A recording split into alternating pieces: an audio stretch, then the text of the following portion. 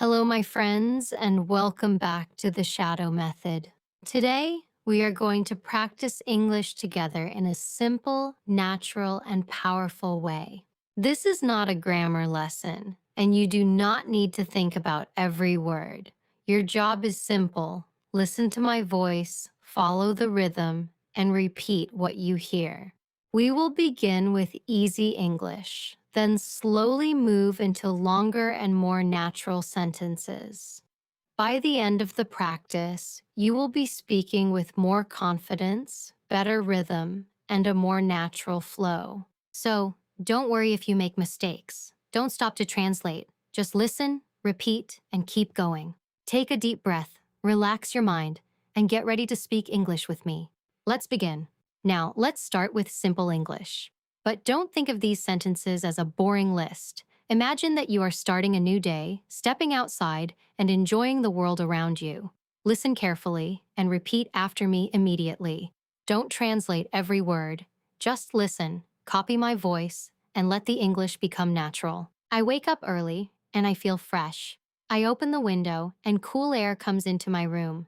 The morning is quiet and the sky is bright. I get out of bed, make my room, and wash my face.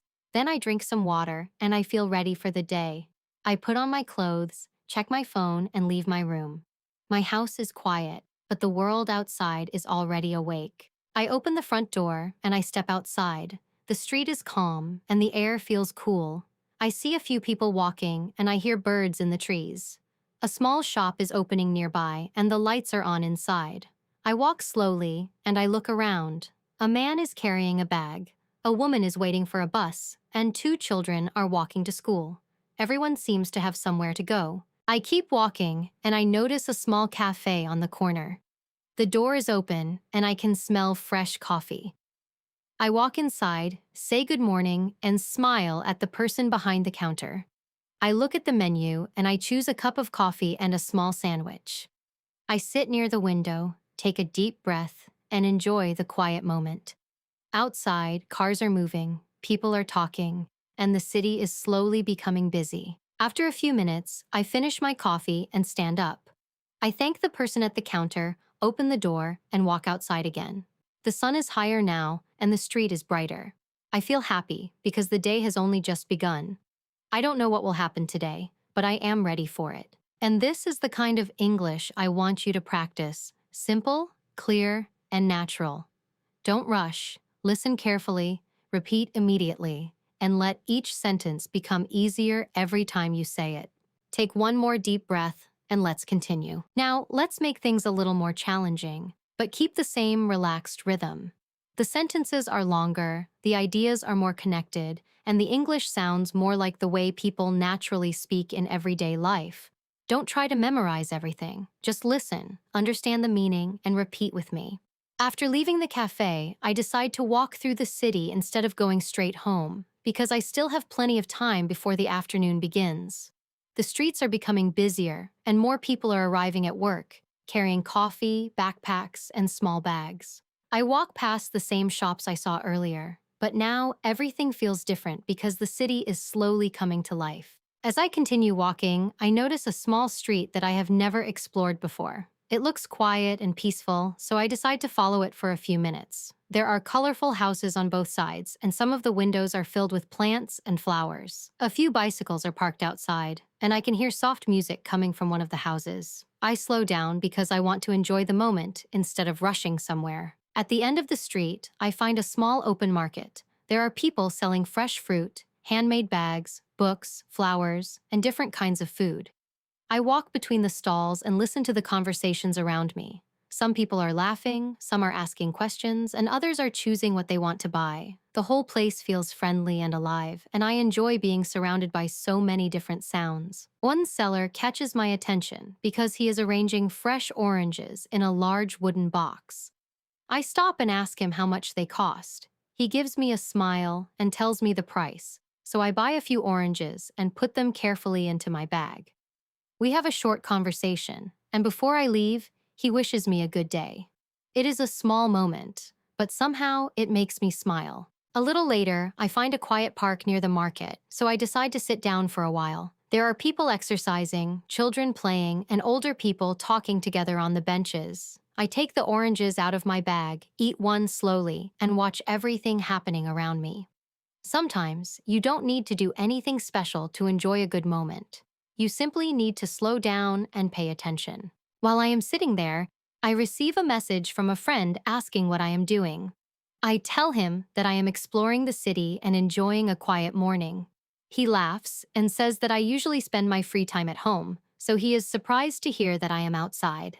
I smile because he is right. Sometimes we become so comfortable with our normal routine that we forget how much there is to discover. I put my phone away and look around again. The sunlight is moving through the trees, the wind is gently moving the leaves, and the sounds of the city seem much quieter from inside the park. I realize that this simple walk has already changed my mood. I started the morning feeling tired, but now I feel awake, curious, and ready to see what comes next. So keep shadowing with me. Don't worry about speaking perfectly. If a sentence feels difficult, listen again and repeat it. Your goal is not perfection. Your goal is to make English feel more natural every time you speak. And now, we're ready to take one more step forward. Now, we are moving into the final part, and this time, I want you to forget that you are studying English. Instead, imagine that you are actually living inside the story. The sentences will be longer, the ideas will connect naturally, and you will hear the kind of English that helps you express complete thoughts. Listen carefully, stay with my rhythm, and repeat immediately. After spending some time in the park, I decide to continue walking without choosing a particular destination. There is something peaceful about walking through a familiar city without knowing exactly where you are going, because it gives your mind a chance to slow down and notice things that you normally ignore. I leave the park, cross the street, and follow a quiet road that leads toward the older part of the city. The buildings become smaller as I move further away from the busy streets, and the noise of traffic slowly disappears behind me. I pass an old bookstore with dusty windows, a small flower shop filled with colorful plants, and a little restaurant where a few people are sitting outside and talking over lunch. Everything feels slower here, almost as if this part of the city has its own rhythm. As I walk past the bookstore, something in the window catches my attention. It is an old notebook with a dark brown cover, sitting between several secondhand books. I stop for a moment and look at it through the glass. I don't know why, but I feel strangely curious about it. Maybe it is because the notebook looks as if someone has carried it for years, filling its pages with thoughts, dreams, and memories. I walk inside and ask the owner if I can see the notebook. He takes it from the window and places it carefully on the counter. When I open it, I discover that most of the pages are empty, except for one sentence written near the beginning. The sentence says, "Don't wait for the perfect moment. Create one." I read it twice, and for some reason, those simple words stay in my mind. I think about all the times I have waited to feel ready before starting something important. I have waited for more confidence, more time, better circumstances, and even the right mood. But the truth is, there will always be another reason to wait. I close the notebook and look at the owner. He smiles and tells me that someone left it there many years ago. He doesn't know who wrote the sentence, but he has kept the notebook because people often stop to read it. I smile and ask how much it costs. He shakes his head and says, "Take it. Maybe you need it more than I do." For a moment, I don't know what to say. I thank him, put the notebook carefully into my bag, and walk back outside. The street looks exactly the same as before, but somehow I don't feel exactly the same. I continue walking, thinking about that sentence. Maybe life doesn't change because we suddenly become fearless. Maybe it changes because we finally decide to take one small step while we are still afraid. We keep waiting for confidence, but perhaps confidence comes after we begin, not before. The afternoon slowly turns into evening, and the sunlight becomes softer. I walk toward the river, where the water reflects the changing colors of the sky.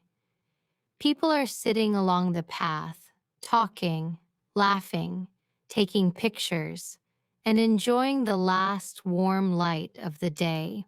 I find a quiet place near the water and sit down. I take the notebook out of my bag and open it again. The page is still there, simple, quiet, and powerful.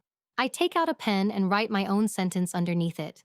Start before you feel ready. I look at the words for a few seconds, then close the notebook with a small smile. I don't know what tomorrow will bring, and I don't have every answer yet. But I know one thing. I don't want to spend my life waiting for the perfect moment. Sometimes the biggest change begins with something very small. One decision, one step, one sentence, or one brave attempt. And maybe that is true for your English too. You don't need perfect English before you start speaking. You don't need perfect pronunciation before you practice. You don't need to understand every single word before you move forward. You simply need to begin, listen, repeat, and keep going. So, if you made mistakes during this practice, that's okay. If some sentences felt difficult, that's okay too.